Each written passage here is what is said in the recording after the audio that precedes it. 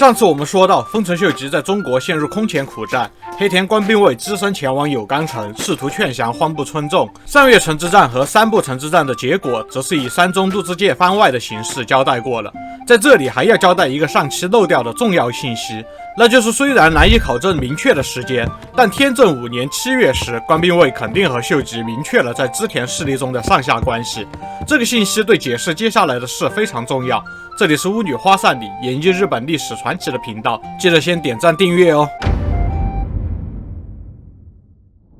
如上期所说，信长念及荒部村重昔日功劳与情谊，承诺只要村重回到织田阵营，便可以既往不咎。事实上，当信长收到荒部村重反叛的信息时，表现的与我们通常对他的印象相反。信长没有发怒下令进攻，而是大吃一惊，反复询问家臣们他为什么要叛变。之后又几次派人牵线搭桥，联系荒部村重询问反叛的原因，试图劝说他回心转意。首先，信长派遣了他们共同的茶友松井西贤带队，加上和荒部村重是儿女亲家的明智光秀，以及信长很喜欢的小信万见仲元，三人出使荒部村重，向村重传达，如果你把你的母亲作为人质，然后你自己到安土城来解释原因，也不是不能原谅你，还傲娇起来的是吧？荒部村重直接一个果断拒绝。然后信长又派明智光秀带队，加上羽柴秀吉一起再次出使荒部村重，借2个村重的直属上司之口，暗示只要取消叛变就当无事发生，既往不咎。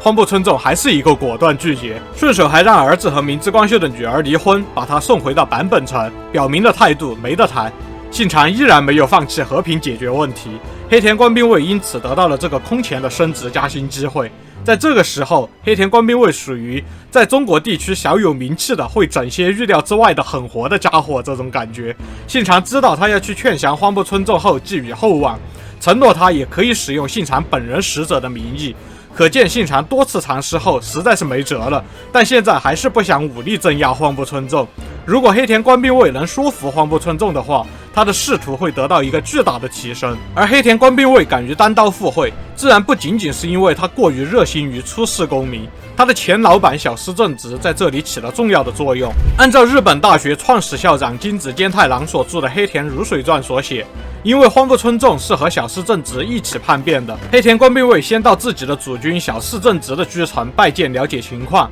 官兵卫声称其他的家老谁都有可能是毛利家的耳目，要求与小室正直单独谈话，正直答应下来。而后官兵卫向正直晓以利害，正直则盯着这位自己刚刚展现过毒辣手段的年轻家老。官兵卫说完之后，小室正直略作思考，然后叹了一口气说：“你的谏言我很理解，因为现在小室家的立场来看，黑田官兵卫依然是小室家的家臣，因此正直用了回复臣子进言的语气。我现在突然背叛织田家，投靠毛利家，完全是受到了荒部村重的游说。如果荒部村重能改变想法，回到信长阵营的话，我也想继续追随织田家。你去一趟有冈城，帮我劝降荒部村重吧。”就这样，小室正直派遣黑田官兵卫到有冈城，但他又通知荒部村重说，已经设计骗官兵卫到有冈城，希望你能帮我除掉他。官兵卫在前往有冈城之前，先去了一趟三部城，在那里他约见了丰臣秀吉，并告诉他自己受命前往伊丹劝降荒部村重。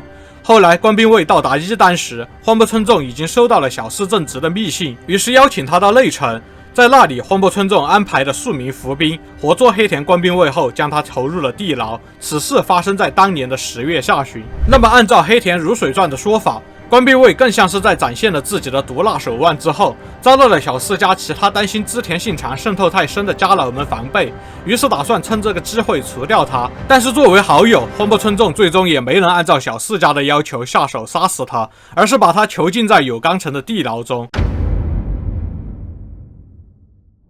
同样，按照黑田如水传的情节，织田信长方在失去了官兵卫的消息后，信长怀疑黑田官兵卫已经背叛，既然不愿意从有冈城回来，那么一定是加入了荒部村重的阵营吧。愤怒之下，信长下令处决黑田官兵卫在织田家的人质松寿丸，也就是后来的黑田长政。长政是在之前秀吉出征波摩时带回来的，现在在竹中半兵卫的监视下住在长滨城。信长就命令竹中半兵卫说：“你现在立刻去一趟长滨城，处决了人质黑田长政之后回来告诉我。”但是竹中半兵卫知道黑田官兵卫是不会叛变的，他回答信长说，官兵卫去了有冈城不回来，肯定有其他的理由，不如说官兵卫本就是忠义之士，而且拥有非凡的才能，是一个即使自己受到重大的挫折，也愿意帮助弱者的人。对这样的人物都没有确认情况就草率杀死他的人质的话，以后便是和黑田父子结仇了吧。听完这番辩护，信长更加火冒三丈，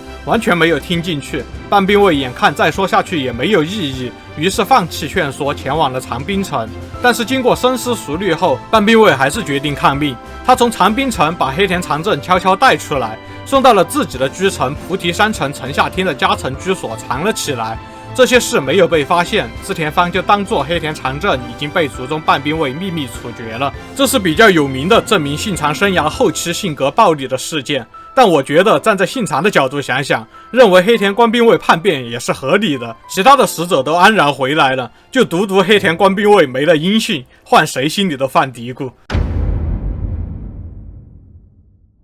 黑田官兵卫出使失败之后，信长彻底失去耐心，他下令与正在交战中的13本院士谈和，策反了支持荒部村重的慈木城城主中川清秀和高龟城的城主高山右近，集中周围全部力量进攻荒部村重的有冈城。天正7年10月16日，抵抗1年之后再也无力支撑的荒部村重只身逃往毛利家领地，他的家臣们开城投降，有冈城之战结束。不过荒部村重的家人们就惨了。有冈城城破的时候，他们没能逃出去，于是成了信长迁怒的对象。12月16日，信长下令在京都6条河原把荒部家510多口活活烧死。虽说是很残忍，不过在织田信长的记录里，这次屠杀的规模其实根本排不上号。信长更加大开杀戒的时候多的是，但是这是他第一次对整个家族赶尽杀绝。而荒部村重本人则是等到秀吉掌权之后得到赦免。黑田官兵卫这边，在不见天日的地牢中整整1年，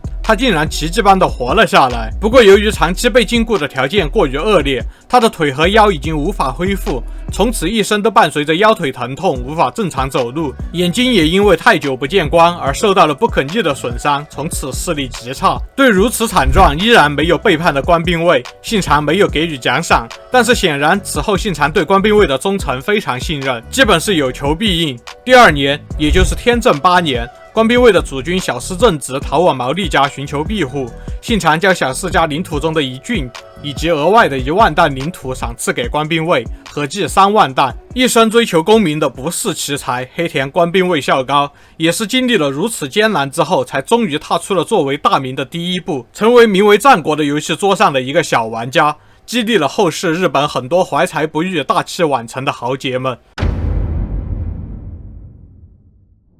关于族中半兵卫抗命隐藏黑田长政的事，信长表现出了他作为领导的气量，诚恳地向官兵卫写信致歉，说明了半兵卫如何救下黑田孝高。可惜的是，半兵卫在半年前的山部城之战时已经死于疾病和劳累，年仅36岁。官兵卫在领地里举行了盛大的葬礼，表示感激。这时，半兵卫还留有一个儿子族中重门，当时只有7岁。重门后来继承父亲的事业，继续为秀吉出谋划策。在秀吉完成日本统一之后，他以河内国安宿郡为主，获封6000担，家族一直延续到明治年间。本来族中家有2次大劫难，一次是秀吉出征朝鲜时，要求所有的大名出兵支持，已经有点被秀吉忌惮的黑田孝高还是进言说重门年纪太小，恐怕有去无回。于是族中重门要求出战时，秀吉用同样的理由拒绝了他。另一次是在关原之战时，族中家战队西军，